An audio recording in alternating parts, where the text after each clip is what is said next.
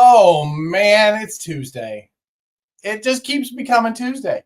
Like it just whips around here every 7 days. We got to do this again, and we get to talk to you guys. We get to say hi to Jeremy. Always one of the first ones in. But my name is Adam, in case you don't already know. This is Comic Industry Insiders Live, the weekly live show where we talk about the goings-on of the comic book industry, the things behind the scenes. We talk to some of our friends when they have stuff to talk about.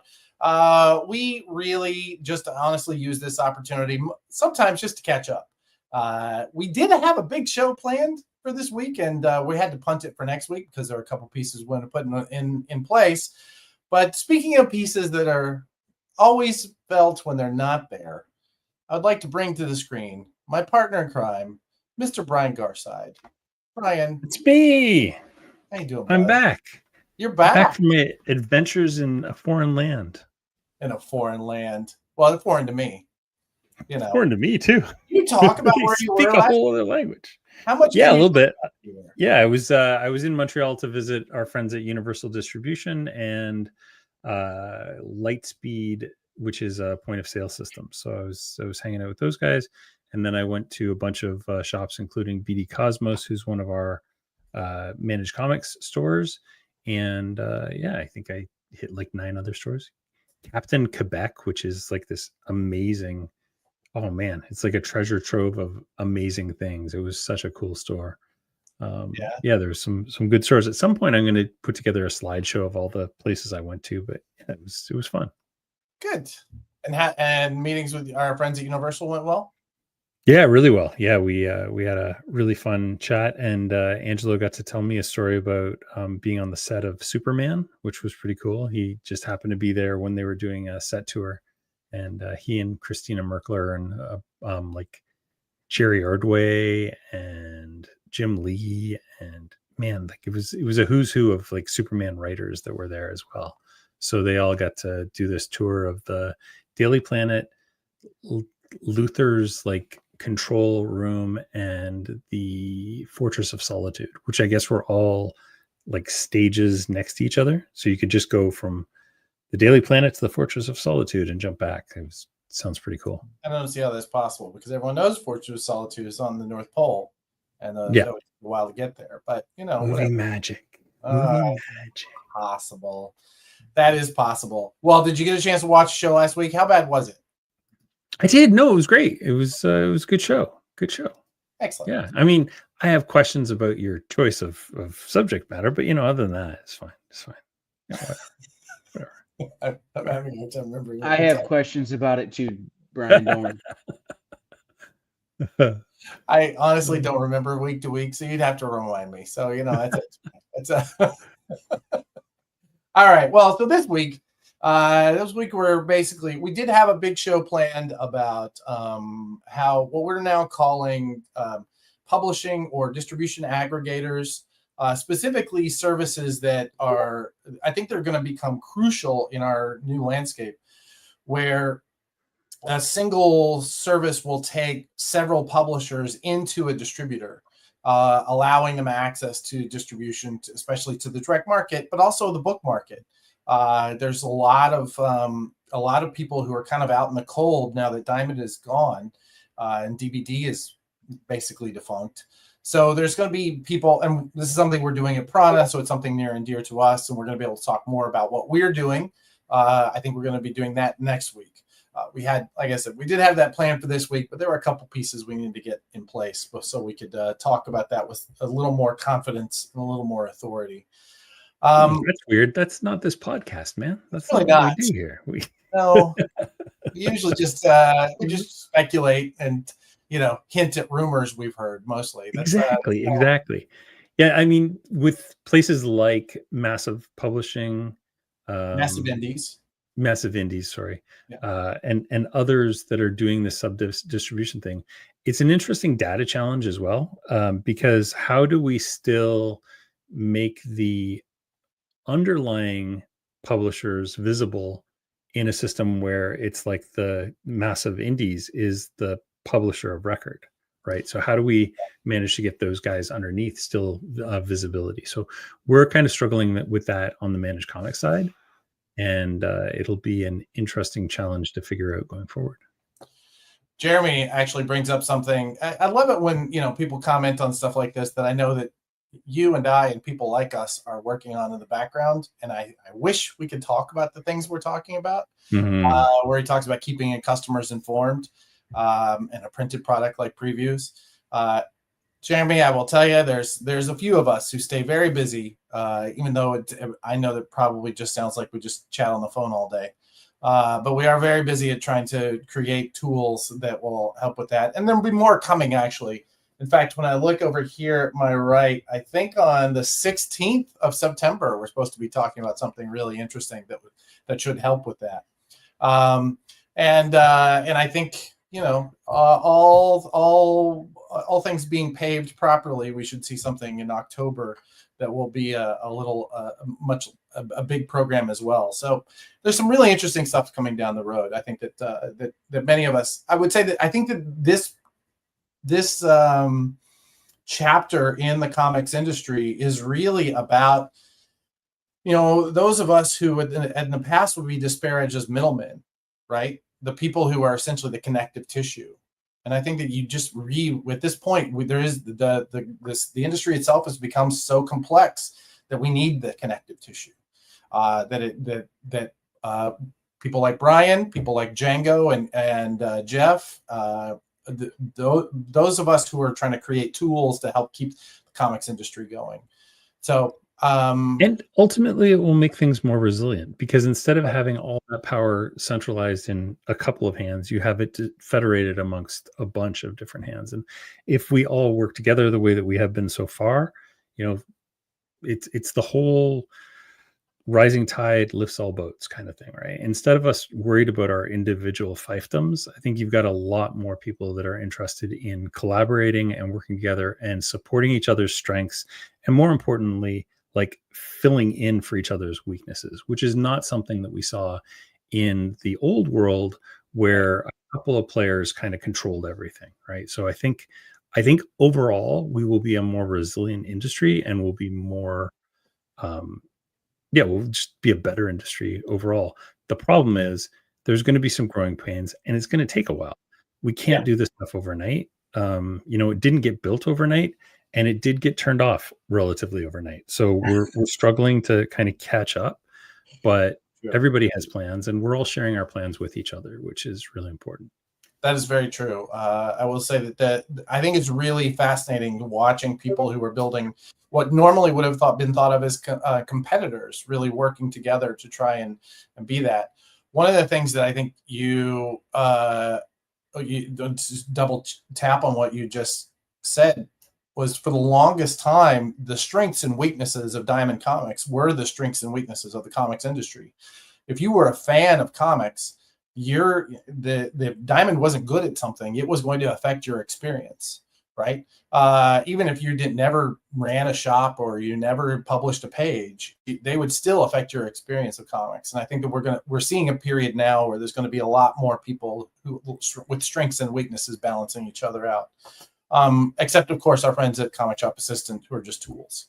They're really just that's all they really are. All right, but we are still going through the growing pains, and I will say that there are a couple of big things that happened this week. Kyle, if you can bring up that first story. So round one, we finally got to August 18th, which was going to be a big piece of the calendar. And round one of this fight seems to have come out on the side of the publishers. Essentially, they are the ongoing argument conversation about whether or not the Sparkle Pop ad populum, and it does seem to be them, not necessarily the bankers. It does seem to be ad populum, can sell the product they have on consignment at the warehouse in order to pay off those debts. And those debts that they want to pay off seem to be the ones going to the bank, seem to be ones going to lawyers, not going to the individual people whose money are owed. So their inventory is now going to be, to my mind, stolen from them. in order to pay off other people while they are also owed money. So the fact that the courts are seemingly allowing this conversation to continue and not dismissing it out of turn, I think is actually a really wonderful piece of this. But it is ongoing. There are hearings also today that I'm sure we'll hear about, and maybe we'll talk about here next week. The biggest piece, though, that came out from, I will say, for as far as the infrastructure of comics goes, to my mind, that came out of the hearing yesterday is also on this story, is that our friends Diamond UK were allowed to buy their own company, right? So the way this worked, Diamond UK was never owned by Diamond. It was always an independent company, sort of, but it was being held up inside of this bankruptcy. The people who run Diamond UK were allowed to essentially raise the funds to go ahead and buy the company that they continue to run. And knowing some of these guys, I cannot think of a better crew to run it. They've done an amazing job so far, and I think we'll continue to, now that they have more control. They will be allowed to really compete with some of the distributors that are into their space. I know a lot of I've spoken to a lot of UK retailers, UK and EU retailers, who are defaulting to buying from Lunar, even though they have to pay extra for shipping, right? Yep. Because it just doesn't, because availability and speed and, and even often the discount just has not worked out well for them. Now that the crew, Mike Holman and his crew, are able to buy this, hopefully they'll give them more control and be able to create a much stronger European market, which is really what we need. That's a huge portion of sales for American comics. Yep. 10, 15, 20% sometimes. So you don't want to lose that, is what I'm saying. So I'm really glad for sure that's sorted out. You're still talking to the Diamond UK guys about the on the data side, right? Yeah, I haven't talked in a few weeks, but we've got kind of a bit of a workflow going through, and we're working to improve that over time. I think data is probably one of those things that's been a bit of a blind spot for them, and through no fault of their own. It's just, you do what you can do. So I think we're going to continue working with them to get even better data, because we've got a lot of UK customers and a lot that are expressing interest in moving over as well. So I've got a meeting with a Polish comic store tomorrow. A Polish comic store? Excellent. Yeah. I like it. Wild. I know, it's great. All right, excellent. That brings us to the next part of the story, which is our friends at Image Comics did finally get some clarity on their position. This is if you know anything about the behind the scenes of this particular one, it's fascinating, because every other publisher involved, I think, has just kind of been in a wait and see mode. Well before all of this came crashing down, Image said, you know what, we're taking everything, we're pushing it over to Lunar. And there's a really interesting story behind the scenes. I don't know that I feel confident in sharing it myself, but suffice it to say that they went through the process of saying, we want all of our inventory moved to the Lunar warehouse. There was one big batch, and then they said, all right, that's it. There's no more. And then suddenly Diamond said, oh, wait, no, there's more. And there was this massive inventory. Well, then later, as part of the bankruptcy, we're finding out there's even more. So my understanding, reading through this and reading through the other coverage on this, is that Image essentially is being given the option to look at the inventory that's there, decide what they want, and then essentially allowing it to be compensated for the stuff that they can't find, which is fascinating to me, that they just can't seem to find all the Image product in that warehouse. It's just apparently impossible to do. Have you ever been to the Olive Branch warehouse, Brian? I've never, no. It is. I guess I understand, having been there, how it's easy to lose that much inventory, but we're talking a massive amount of inventory that they just can't seem to put their hands on. That's wild. And it's especially weird because until fairly recently, Image Comics were on their liquidation lists. So they did have Image Comics on Diamond's liquidation lists until, and you would find like the odd weird Image, 1 in 50 ratio cover available for liquidation. I believe that. I also am told that there were times, I think it was Dark Horse. I heard a story once about Dark Horse saying went to go do an audit, something I had to do once working for Valiant, where you went and said, hey, you guys are not screwing up our high-end variants. And they found a case of high-end, I want to say it was Star Wars variants, holding open a door in the office section, not even in the warehouse. Wild. Yeah. Hey, yeah. Okay. So as of right now, you can still buy Feral number 9 on liquidation for $1.26. Geiger number 8 for $173. Like, these are available right now on Diamond's liquidation list today. So there are still Diamond products available from Image products available from Diamond Comics distributors today. Wow. There's not a lot, but there's still, a half dozen books here that I see right in front of me. That's incredible. It's incredible, especially considering what they went through. I mean, there were people who were pulled out of retirement to help manage this move, and they still couldn't find it all. People who worked at Diamond came back and said, okay, I'll help you find. Couldn't do it. Like, it's miraculously still available. I Hate Fairyland 16, 17, 18, and 19 are all available if you'd like them. Yeah, it's shocking. Well, I hope that money's going. I don't know. I'm sure it's just going to ad populum.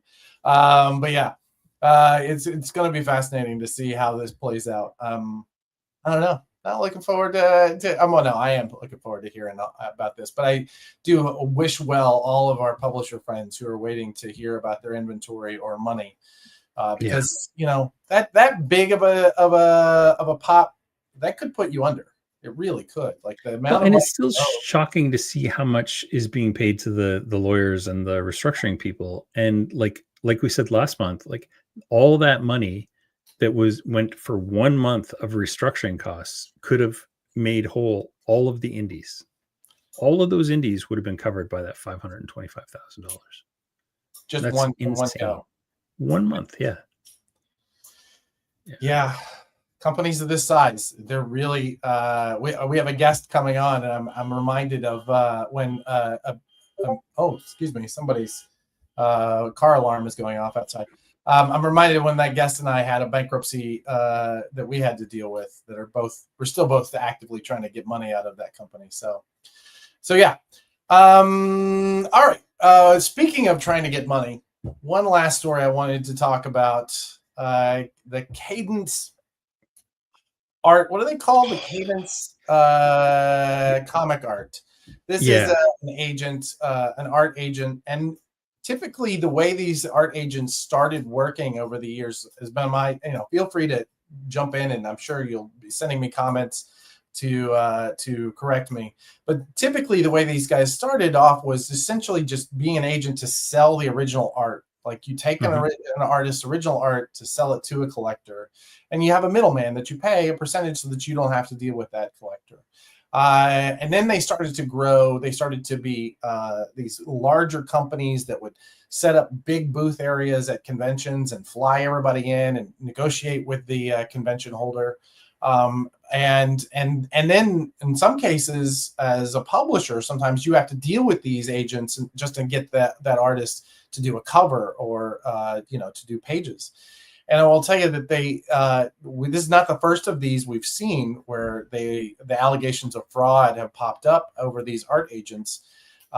And it just, you look at some of these names, Becky Cloonan, David Marquez, like, there's some real there's some real incredible artists that are in this lawsuit. They're not even at AMC. But yeah, they do, like, it's amazing. Jill Thompson, Pia Guerrera, Jenny Friesen. These are some of the biggest, Raphael Albuquerque. These are some of the biggest artists that we have working today. And they're getting ripped off by these agents. And this is not an uncommon practice. So how do you find the ones that are honest? I guess the one that hasn't been sued yet. Yeah. You know? Yeah. Django and I were at C2E2 last year. So this was, I think it was C2E2 was like March or April of 2024. And this was just kind of hitting its peak at the time. And all these artists had announced that they were no longer being represented. And it was a really weird thing because you would just see like on social media, I am no longer being represented by Cadence Comic Art. Yeah. And we talked to a couple of different artists who kind of told some of the stories behind the scenes, like that they were finding out from customers that they had been promised commissions that these artists had never been told about.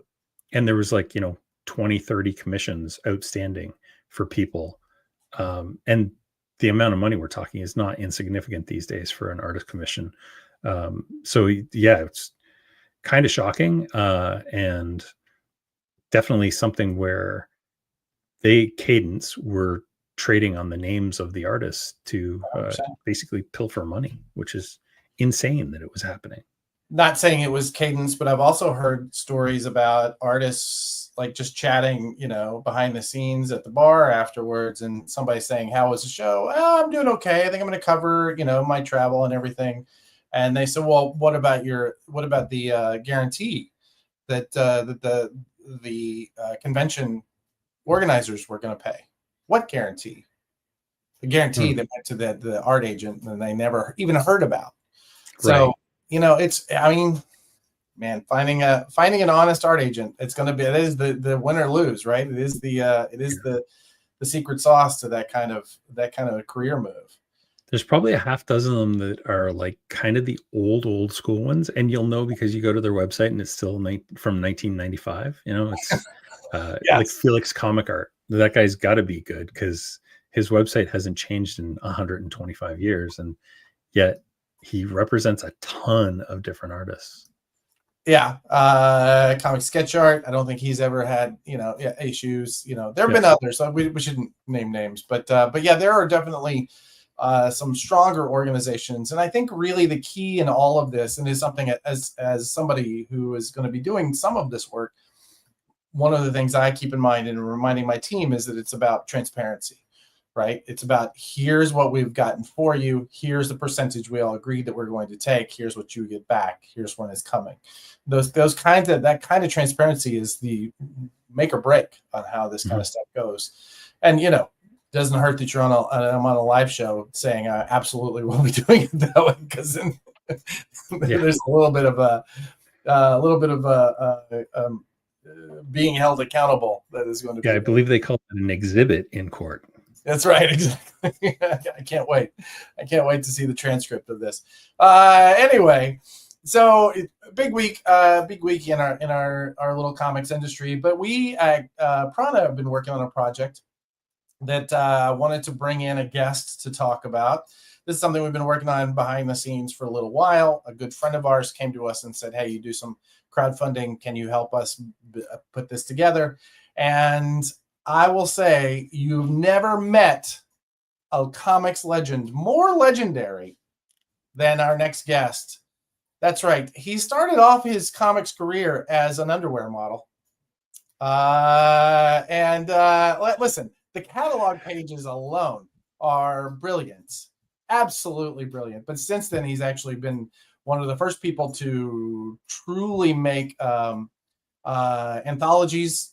I mean, one of my first favorite anthologies was his. He's been a legend in publishing as a writer, as someone who puts deals together, has put publishers together. I met him during the publisher we were referring to, where they did incredible work together. I'm not even going to say their name, but I will say this name, Mr. Joe Pruitt. Joe, please join us. How you doing, buddy? Hello, Adam. Hello, Brian. Hello. And no underwear modeling. It was just, I never did underwear. You never did underwear? I really thought I remembered seeing pictures of you in your underwear. Maybe that was something else. Yeah, my girlfriend at the time, soon-to-be wife, would not let me do underwear modeling.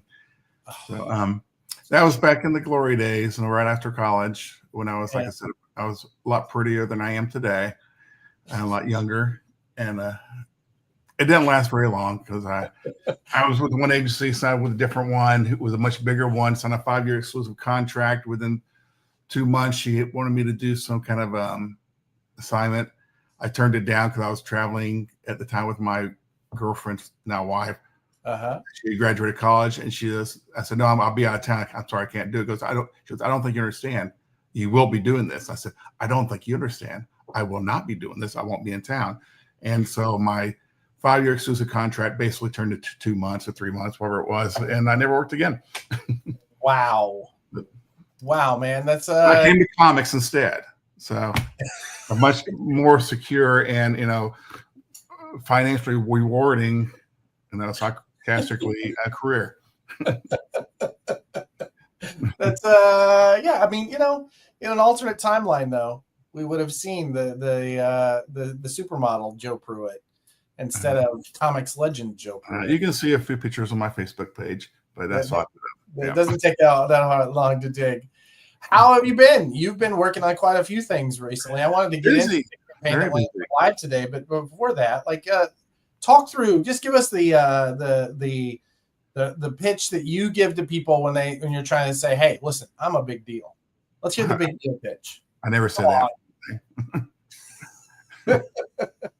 You got your start. Let's see. It was you and Steve Ditko and Stan Lee. You were inventing comics. Yeah, that's a good one. My kids tell me I was before the telegraph, Me too. But I actually got my start working with Bob Burden as his assistant on the Flaming Carrot comics for Dark Horse right out of college. So I worked on issues 23 through 29. And then working with Bob, I made friends with a lot of his friends. And started writing a couple years later. Then started editing, started Negative Burn, the anthology that you mentioned earlier. That was in 93. One of the all-time greatest anthologies. Well, thank you. I played with the idea. I brought it back once when I started Desperado Publishing, when I was partnering with Image back in the day. I'll be honest, I didn't have my heart into it like I did the first series. And so I felt it suffered. So it went 21 issues. The first series went 50. Second issues went 21, but I didn't feel like I put my all into it, so I feel kind of ashamed about that. But I have considered bringing it back at points in time. Maybe I'll bring it to crowdfunding at some point. A prominent company just asked me if I wanted to bring it back through them, but I think it came out to the legal work would be kind of complicated, they said. So we'll see. I mean, anthologies are in my blood. I can't help myself. I did a couple of years ago called Shock. Which I really enjoyed doing. I'm very proud of those. I have a lot of great talents in that. But we'll see. I'm focused on a lot of them. Focus on my writing career. Focus on what we're ready to talk about. Doing something else I used to do a lot of very successfully. At this time of my life, I just want to have fun doing what I do with my friends and be happy, and make some money. Hopefully, I do have a family support still. Yeah. Look at that. Shock was amazing. It made me cry in a hotel lobby. Oh, I did. There you go. Sticker price. That's pretty. Caliber Comics in the 90s was like a super powerhouse between things like Dead World they were doing and really like cool kind of interesting stuff that nobody else was doing. What was it like being there during that Caliber period? was my favorite job I've ever had. So I started my first published writing work was at Caliber in a comic called Calibrations #1, which came out in 92. Yeah. And then Negative Burn came out in 93, which Negative Burn got started basically because I was waiting for my artist to work on a series called Kilroy is Here, which I did at Caliber. The first artist I had was a total flake. I won't name names. And just would lie to me about pages being shipped to me and they wouldn't show up and blame their mom or blame the post office, whoever. And so I did that while I'm waiting for a new artist to come onto that series. That's when Negative Burn got started. And Negative Burn pretty much launched my career. And Gary Reed, who was a big mentor to me and over time became my best friend before he passed away several years ago. But he gave me, Bob Burney gave me my start in comics and Gary Reed gave me my career. But he let me come in and do whatever I wanted to do. And then when I was doing Caliber, I got offered jobs up at Caliber. Gary also helped start Tom McFarlane's toy company. I got offered office manager for that job when it was opening up. I turned that down. I turned down managing editor job at Caliber because I didn't want to move to Michigan for one thing. No offense to people who live in Michigan. I spent 5 years, my early years there. But then finally around 96, around that time, my wife says we had our first baby in 95. She says, I want to be a stay-at-home mom. I feel like I miss her and grow up. I was Mr. Mom. I stayed at home for that year. And I said, okay, you can do that, but I'm going to take a job I want. So I called Gary up and I said, okay, Gary, I'll take a job now. He said, but one condition. My twin brother, Jim, who I helped get the job there like a year or so early as managing editor, when I turned down, I said, he can't be my boss. So you gotta fire me, brother.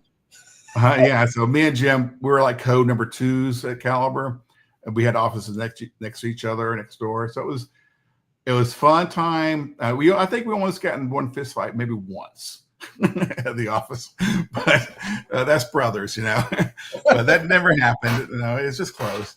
But it was a great time. And Caliber at that time, when I came to Caliber, it was a place where you started your career and moved on. Yeah, as all the stars did, and the guy Davis's, and Joe McBar and everybody else would do it. All read.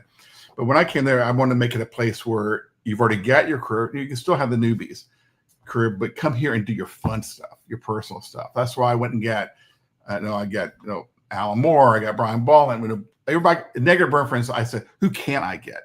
And I would just ask everybody to do so. I tried to get Will Eisner. He turned me down, but it's fine. I tried. The best one I ever tried to get was John Cougar Mellencamp, because he was a painter.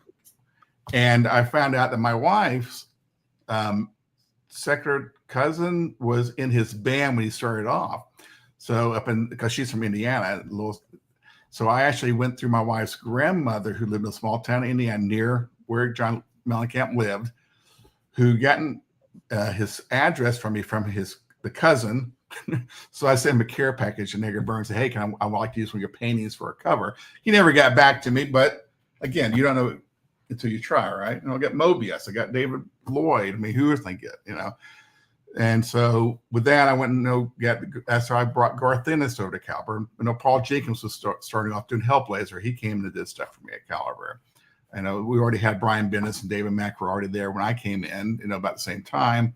So we all were kind of working together. So it was a lot of fun until the distribution wars, which kind of similar to what we're going through right now. But 97, I think, was the main distribution wars.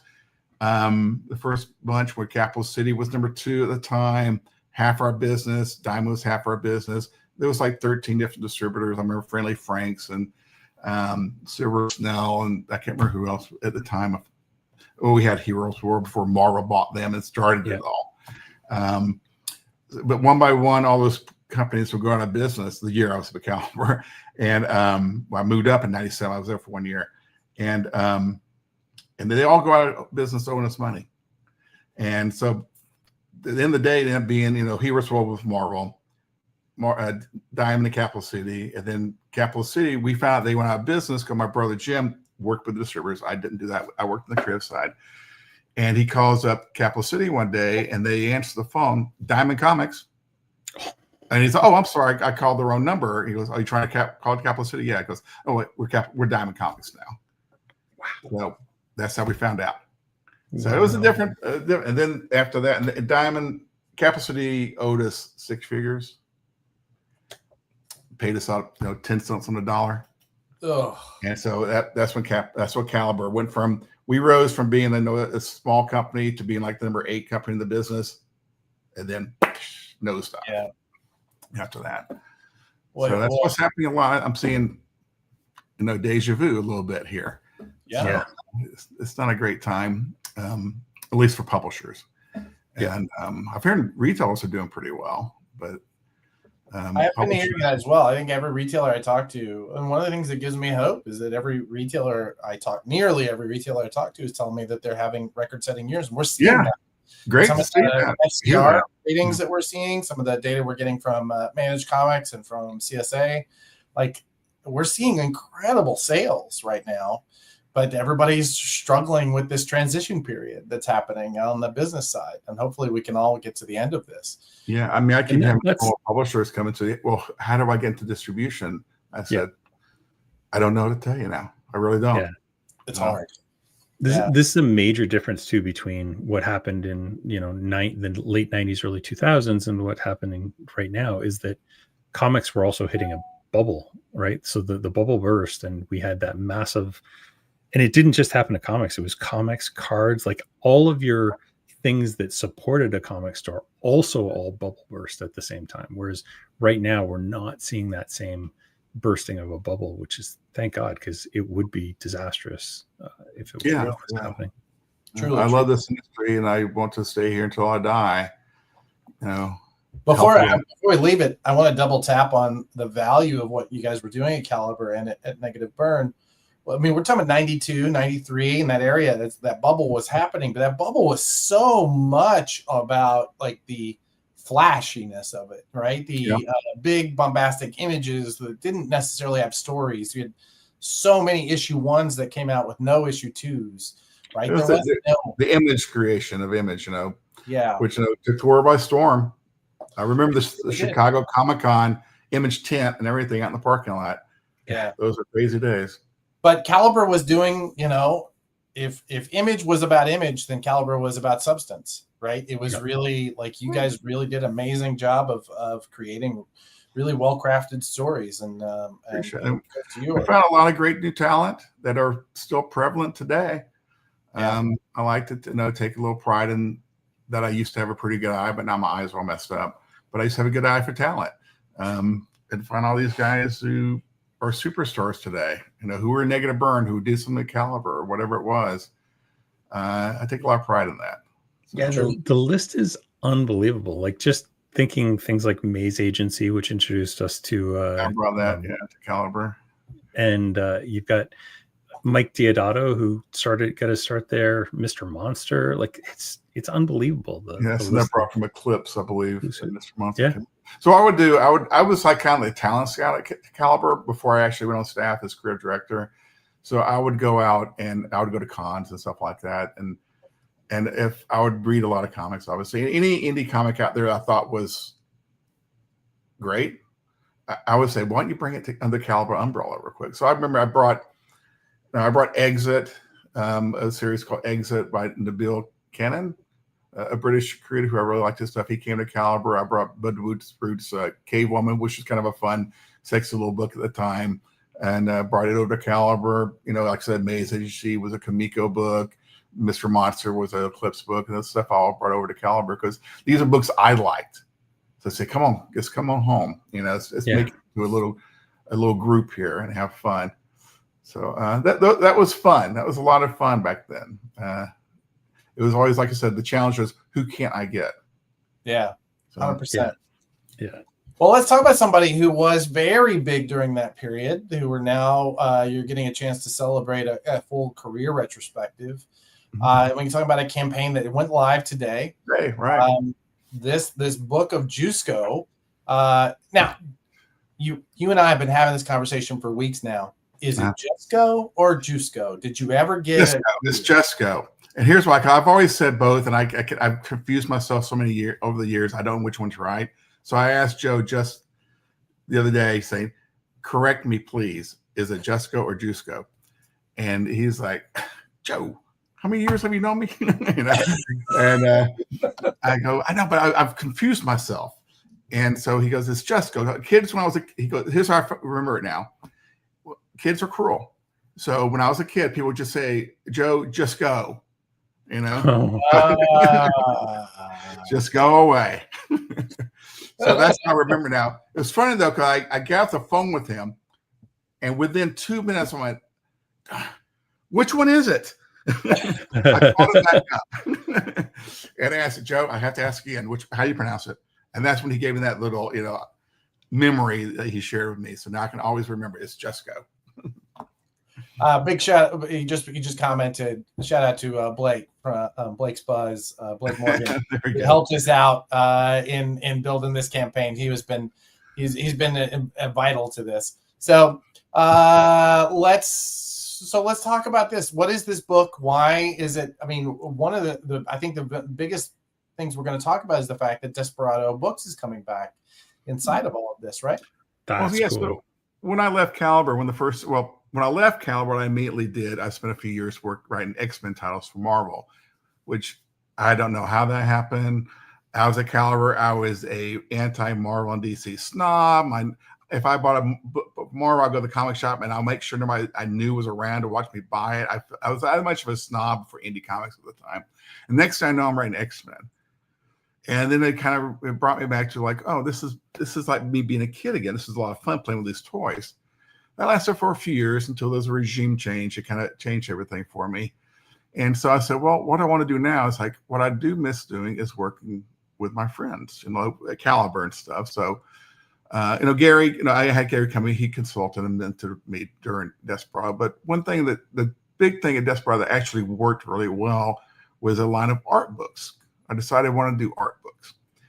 And then for the first one I did was the art of Brian Bolland, which won the Eisner Award, which I was very surprised and happy about. And the first art book I ever did. So I had hired one or two guys to design it for me. I wasn't a designer, right? They both were kind of flaky on me. So next time I know, fine, I'll just do it myself. And I learned how to do it. And so the first one went to Eisner. So of course my ego's 10 times bigger than it is, lesser than it is right now, but still bigger than it was at the time. And I said, okay, this is easy. So I was like, well, who else can I want to do? Again, I reached out to friends, P. Craig Russell, of course, second one I did, nominated for an Eisner Award. I said, piece of cake, and then it's like, oh, I'm doing Timothy Bradstreet. Then Joe Jusko was the fourth one in line, followed by Tony Harris, Dave Dorman, Jim Starlin. I remember this. Jeffrey Jones, George Perez, Amanda Connor. I did 10. Is that 10? And so I got better in my design. I look at the Bolland book, which I'm very proud of, but at the same time, I'm thinking as a designer, flawed. Yeah. Okay, a lot of there's flaws to it. I learned so much more after that point. I'd love to do another Brian one. So Jusko came out and we did it. It did really well. We went to 2 printings and we did a second printing when I partnered with IDW. It also sold out of his print run. The Jim Starlin one, which, hint, hint, may happen against, maybe I might be visited there sometime soon too. We did the edition through IDW Desperado. It sold out completely. It was print run instantly. I did a new edition of it at Aftershock, correcting a couple of typos I found in it, and it sold out instantly. And so I'm thinking, this is something I like doing. I love working with my friends. Like I always say, that's what I want to do, have fun and work with my friends. And so, and plus I've been seeing these crowdfunding art books. I'm thinking, that's what I used to do. How much money are they making? I never made that kind of money. Joe didn't make that kind of money. Craig didn't make that kind of money. Why? We should have done this, 10 years earlier, and hopefully we all have been made, moderate income from that we're going to be happy about. So I'm thinking, I want to be a writer again. That's my first love. That's what I always want to do in comics, and I love doing these artworks with my friends. So reached out to Joe. It's funny, actually. I reached out to Joe, and he goes, "I was going to call you. I want to do a new art book." So it was great timing, right? And well, let's take a step back. Let's talk about Joe or Jusko. Jusko. Let me get there. Jusko. Why is he important for in this day and age? Why are we looking at his art? Well, I think Joe just has a presence about his art. When you look at a piece of his work, you know who it is instantly. It just brings it's a dominant image that just stands out and just resonates to the person looking at it. It's just powerful, and it's got a great fan base. He does. He's worked on, look, the Conan stuff here, and the Red Sonja stuff you can see on our cover. All the iconic characters, the Tarzans, et cetera. But he's also, he's done so much over the years. The first book was 24 pages. I can't remember for sure. I have a second volume right here in my hand. But it has so much material. And the thing about Joe is, I love about Joe, he started working at 17 years old. Oh, that's crazy. 17 years old. He was working at Marvel. And he's only like 6 years older than me now. which I'm only 32. No, I'm just kidding. But he still has produced all these. This is his 6th decade of being published as an artist. Incredible. That's amazing. Is that right? He was late 70s. It's 2025 now, so that's about 6 decades. He's 65, so I just throw that out there. So, and he's unlike a lot of artists, and I'm not, I think he continues to get better. Yeah. There's never been a lull in his quality. So every piece he approaches is with the same intent and the same passion. He has that little 17-year-old breaking out Marvel Comics. So he's never set on his laurels. He's never lived off his reputation. He just has continued to grow and produce at a high level. And that's just amazing to me. So the fact that, hey, we did a book together, we enjoyed it. I'm very proud of it today. Went through a couple of printings, sold out completely. And he's kept producing. I can do another book now. It's only been 17 years since the last book. Yet he's continued to produce all this time. He never stops. So I have another 230-page plus book of mostly new materials out. None of the stuff in this book is in the old book. I didn't repeat anything. So that's what I'm saying. So older pieces I might have now that weren't in the original book. That either we now have images or whatever, but nothing's repeated. This is all new material. So that's the kind of person that deserves. And of course, when you go to this con, I was amazed. I saw my Heroes Con last year in Charlotte. His line was down the hall. So he's got this fan base that just loves him, and he deserves another edition like this. Well, I will say his career. Yeah. When we were talking about his career, one of the things that in the copy of this campaign we talked about in the early 90s, there was this huge movement towards fantasy artists cards, like trading cards. I have a lot of those. yeah, I'm sure. And the Marvel Masterworks was one of those things that is just they still hold up. We've heard from several people. One guy I remember recently said to me, we all have that experience where we get really high and go on eBay and buy all the Marvel Masterworks. I'm like, it might be you. But yeah, it's still culturally incredibly relevant, right? It's still very much so. He was a part of that complete cultural shift. Part of the reason why we put cards really early into this campaign instead of just the art book is as a tip of the hat to that. So yeah, exactly. It's a big tip of the hat because a lot of his fan base, a portion of his fan base, came just from those cards. Truly. Today, yeah. And a lot of people who came into comic shops for the first time really came through those cards, right? And became lifelong fans. So I think that this, once again, I appreciate all of your patience with the infomercial.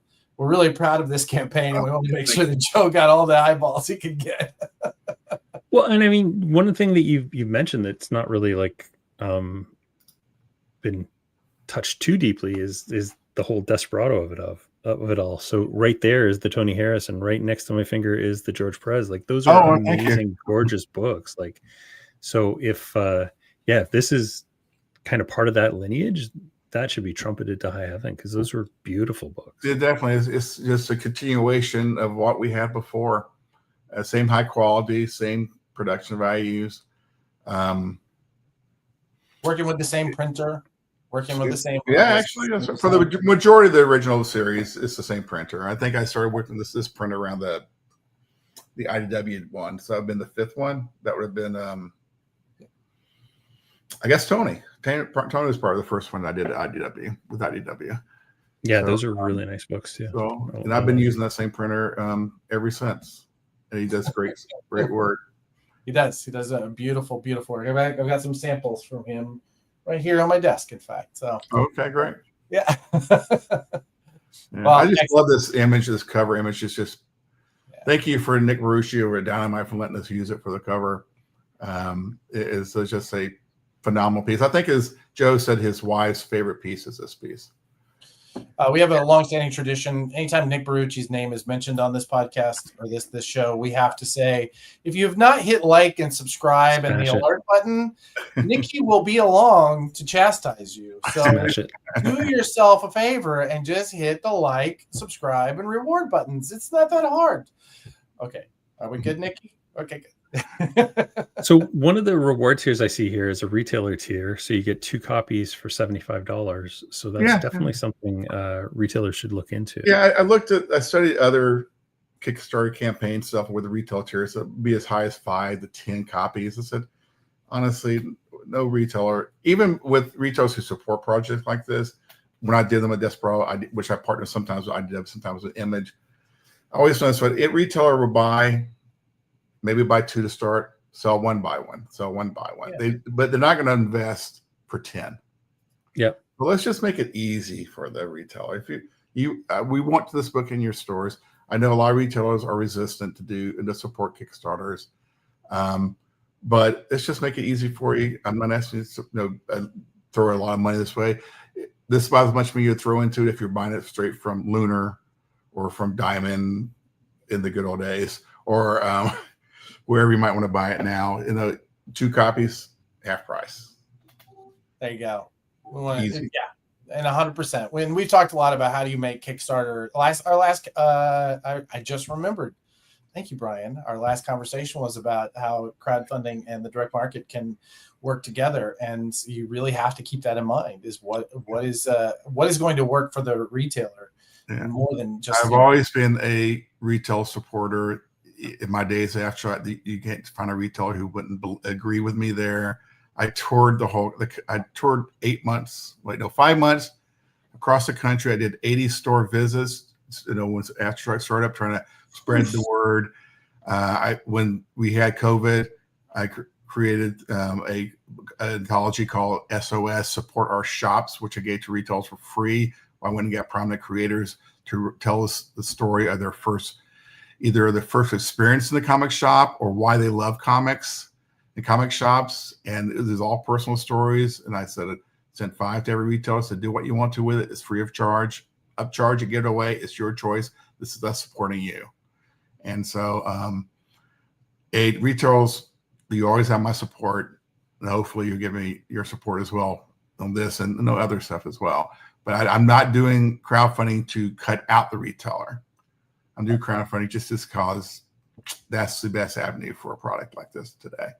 Big retailer and big supporter of the show, Jeremy Shore, says you're always extremely supportive of the retailers and how much it's appreciated. Yeah, I love Jeremy over in Dallas. I'd love to come do another signing with you, Jeremy. I'll let you guys work that out. Jeremy, buy enough copies of this, buddy. I'm pretty sure we can get Joe down there to sign them. Maybe both Joes. Who knows? Depending on how many. Yeah, I'd be happy to drive. There's only like a 14-hour drive for me, and I'm a road warrior. Yes, you are. Yep. Yes, you are. Awesome. Anything else we want to talk about with this campaign before we move on? Well, it started today. It runs for 30 days. We have a very modest goal for it. We hope it'll go higher than that, but no. It's going to be a great product. It's high quality, my guarantee. I'm doing slipcases for the first time. Personally, I love slipcases. I love putting these books on my bookshelf. So whatever I'm producing for the fans, I'm producing for me first because I'm a collector. So I'm not going to do anything, cheap, and I'm not going to cut corners. It's going to be high quality all the time. Listen, as somebody who's been trying to help you figure out how to make a profit at this, he's true. It's very accurate. He will not cut corners, as annoying as that is occasionally for me, who really is just trying to help him make some money off of this. I can say that is absolutely true. Yeah. Wonderful, Joe. Well, thank you for coming on the show. And I will also say, as somebody who is helping Joe put this together, along with our friend Blake and Megan, who are also in the chat, we would love to have Joe on your show. We'd love to have him. You got 30 days to promote this incredible work, and love to have you anywhere. If you guys have a platform, we'd love to have Joe come on and talk about this book because it's really near and dear to our hearts. Yeah, and no, man, I can bring the other Joe with me. Yeah, there you go. I tried to grab him 15 minutes for this call, short notice, obviously, and he was in Costco, and I just told him he's such a domesticated little house that I just moved to the suburbs, and somebody called me and said, "What are you doing?" I said, "I'm in a Costco," and they laughed. And I said, "Yeah, I walked in and immediately I was wearing cargo shorts and New Balance shoes. I didn't know how this happened. I didn't even know. I think I owned those things. Yeah, incredible. Yeah." And you walk out and it's $250, and you're not sure what you just bought. my kids and my wife, they love Costco. I've never been. It's a whole vibe, man. It's a whole vibe. Awesome. Well, thank you, buddy. I really do appreciate it. Before we leave, do you have any art agents you recommend? No. Do it yourself. No. That sounds about right. Thank you, bud. Really thank you, guys. Appreciate it. Awesome. Well, we have about 5 minutes left. Anybody else who has any other questions, wants to jump in, we could probably squeeze something in. But otherwise, looking forward to next week's show. I'm telling you, it's gonna be a barn burner, I think. So yeah, that was super cool. I had no idea that he put together the Desperado books. Like, I love those books. I've got a bunch of them. Like, those are just the 2 that I have out, but I know I've got a bunch more in my secret stash on the other side. So I believe that. We talked a lot about the fact that most of the people who are going to back this are people who look like you and me, who came up during that period. Yeah. But also, I think there's just a whole generation of people that are going to see this work and go, "Oh, yeah, this is what it looked like. This is what it looked like when you had to put a brush to canvas." Yeah, for sure. This kind of image, right? I reached out to a couple of my buddies while we were chatting there and said, "Hey, check this thing out." And I see that you went up by a couple backers, so maybe it was them. Well, we did actually boost sales a little bit here, and I will say these are for people who absolutely deserve to be supported. It is the reason that we put as much work into this as we have been. So if you would, even if you are not in a position to support this campaign, you're sharing the campaign is just as appreciated, especially as Brian did. So yeah, 100%, man. Do we want to talk a little bit about some of our upcoming shows? Because we've kind of nailed down a little bit of what we're going to do. Is there any of those we want to chat about? I think we can. I think in the upcoming shows, we're going to be talking about what the fuck is happening with Free Comic Book Day. Can I say fuck? We're not in the first 30 seconds. Yeah, we're after 8 minutes. We're like, outside of 8 minutes, you can say up to 3 without getting demonetized. Oh, right on. All right. Well, I think I've already said it twice. We'll call it flip. What the flip? What the flip is happening with Free Comic Book Day? That is going to be coming up. We're going to be doubling down on some of the sales information that we have, and we're going to be discussing some really interesting granular stuff, and really showing kind of the showing our homework. And when we say that sales are going up and that the stores are doing really, really well. We're going to we're talking to some buddies about people who are lighting, shall we say, on upcoming launches. I think we can say it, because I was actually talking to Philip on Friday, and he's all in. So we may have to do an interview with Jeremy pre-recorded, because he may be on the road. But we'll definitely have either Philip or Jamie S. Rich live during that show. So that's pretty exciting. You're talking about Ignition Press? Yeah, 100%.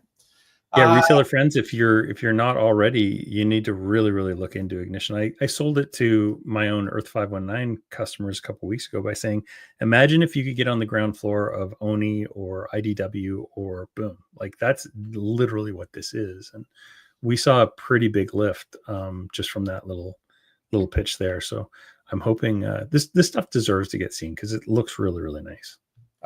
Absolutely. And really incredible people behind this, doing incredible work.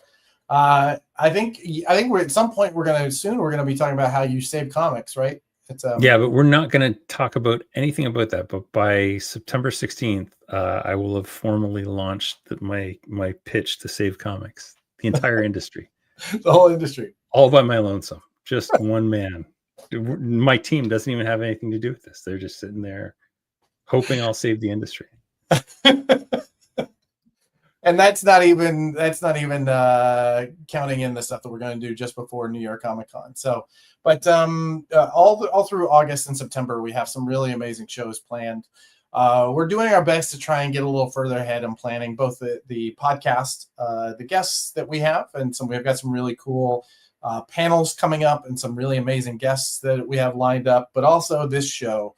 The goal, once again, is just to give you the tools that you need to run your business or career in comics, and we want to be able to share a lot of the information that we get on a regular basis. So if you have any requests, always feel free to jump into any of the comments, even if they are later, if they've already been posted, or drop us a line, info@pranadm.com. We'll get to my team, and I see everything there. Yes, I know, Kyle. That's what we're trying to do. We're trying to kind of map things out a month in advance, at least, so exactly. that we're going to plan for things as well. Awesome. Well, there you go. We filled another hour, and we're talking comics. So once again, thank you guys for joining. And if you are at all supportive of this, the experience, and if you're all supportive of Nick Barucci and or Dynamite, you will know that your job right now is to like, subscribe, and hit the alert button. My name is Adam Freeman. I work at pranadm.com, and we are working behind the scenes to help comic book publishers. My buddy Brian Garside here at Manage Comics. ManageComics.com, is that right? Yeah, ManageComics.com. There you go. They're there to help you, your business, your comic shop do better than it did last year. Frankly, I think that's just it. How are you going to get better? Start with good tools. All right. Absolutely. We'll see you all next Tuesday. See you next Tuesday. How did I only just come up with that? No, that's inappropriate. Namaste, y'all. Namaste, y'all.